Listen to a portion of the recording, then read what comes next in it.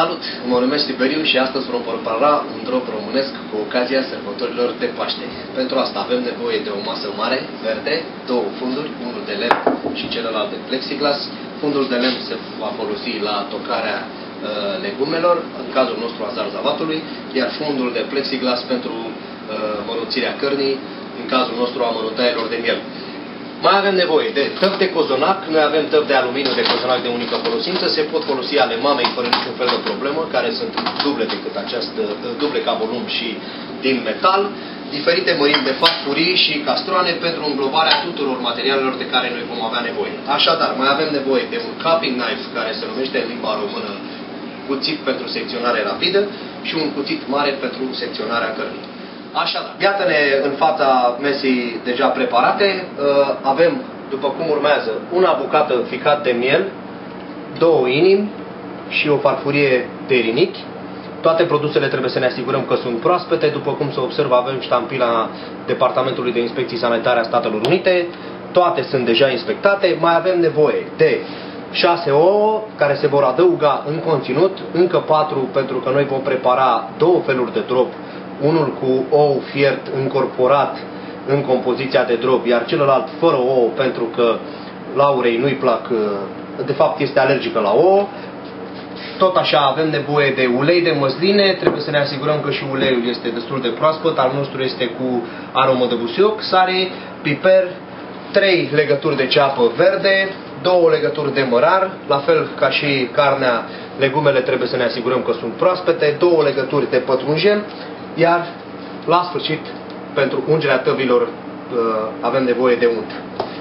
Așadar, vom începe prima oară cu secționarea unui rinichi. El trebuie curățat pentru ca apoi să fie pus la fiert, pentru că toate măruntaiele de miel se fierb.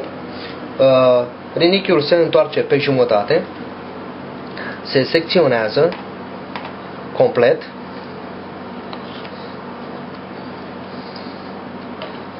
și se încearcă eliminarea completă a cartilagilor albe, care nu sunt altceva decât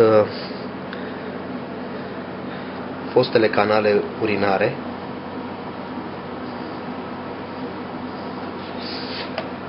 Secretul la drop este că o curățarea foarte bună a rinichiului lasă în spate o calitate a dropului excelentă. Cu cât curățarea este mai precară, cu atât mirosul va fi mai puternic în produsul final. Iată, așa trebuie să arate un rinichi curățat. Repetăm, din greșeală am inversat, dar știți cum se greșește și la case mai mari. Vom repeta operațiunea. Ușor, nu ne grăbește nimeni, nicio masă nu se prepară în grabă. Dacă ne grăbim, n-am rezolvat absolut nimic. Imediat vom secționa și o inimă, așadar, în fața secționării primei inimi de miel, noi vom lucra cu 2 inimi de miel. Prima, așa cum se vede, inima este, ca să spun așa, îmbrăcată într-un strat consistent de grăsime, să nu uităm că totuși este o inimă de miel. Se secționează, va fi și puțin sânge în unele cazuri, să sperăm că nu este cazul nostru. În Statele Unite măruntaiele se vând la o anumită calitate optimă. Iată, este o inimă curată. Bineînțeles că toate măruntaiele vor fi spălate înainte de a fi puse la fiert. La fel, este o condiție personală, nu trebuie să fie urmată. Dacă nu-ți place mâncarea foarte grasă, ar fi cazul să pierzi puțin timp și să înlături din grăsimea, care nu este altceva decât se va transforma în seu de oaie. Ea trebuie înlăturată pentru păstrarea câtuși de cât a unui produs cu un număr de grăsimi scăzute. La finalul măruntaielor de miel am lăsat ficatul, pentru că este cel mai ușor de curățat și cel mai ușor de secționat. Nu vă faceți griji pentru ștampila Departamentului de Inspecții Sanitare, pentru că este aplicată la cald și se va contopi cu ficatul odată cu punerea măruntaielor la fiert. Ficatul se secționează mai mare, pentru că trebuie înlăturată complet această pieliță cu grăsime, iar eu prefer să-l tai bucățele pătrate. Trebuie să mă asigur că nu rămâne niciun fel de cartilagiu care să ne încurce la tocarea acestui amărunt. Absolut orice fel de cartilagiu și bucată de grăsime trebuie înlăturată. Cu grijă, graba strică toată treaba, așa cum ne-au obișnuit părinții noștri.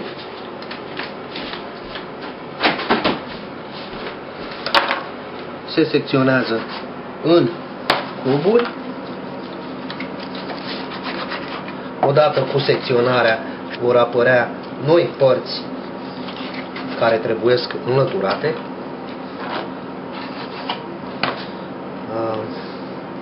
Se inspectează și se înlătură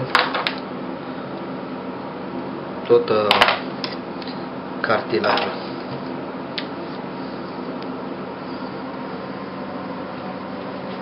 Aceea este farfuria cu toate măruntaiele necesară pentru prepararea drobului. Se adaugă la final ficatul, după care, împreună cu farfuria, vom merge în bucătărie pentru o spălare finală înainte de punere la fiert. Pentru spălarea finală nu trebuie luat, se va folosi o sită mare și se va spăla în mare. Atenție, cu apă rece, pentru măruntaie nu se folosește absolut deloc apă fiartă, nu este indicat. Deci apa trebuie să fie apă rece, se ia puțin la spălat și în rest în mare se înlătură ultimele urme de sânge și grăsimi. Înainte de a pune măruntaiele la fiert, în apă se adaugă sare de mare într-o măsură destul de importantă, nu trebuie să fim timizi. Apa se va schimba odată, deci odată se va da în fiert și apa se va schimba, plus că în permanență se va folosi o spumieră și se va alege spuma care va rezulta în urma fierberii măruntaielor de miel. Noi avem o mică problemă aici, e puțin cam multă apă.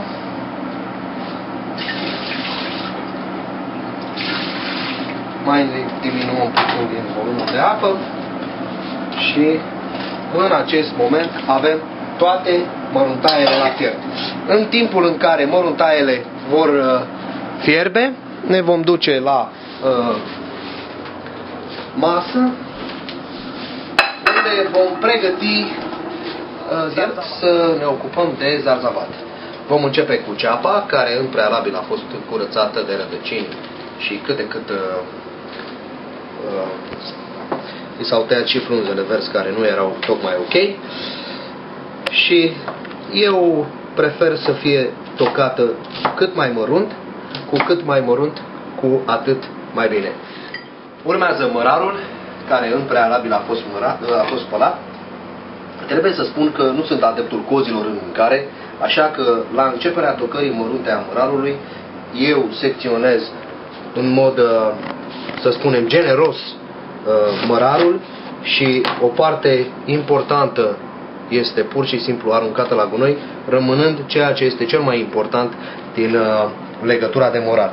Se taie destul de mare, să spunem așa, și să nu uităm că mărarul este unul dintre ingredientele majore în drog. Avem nevoie de două legături.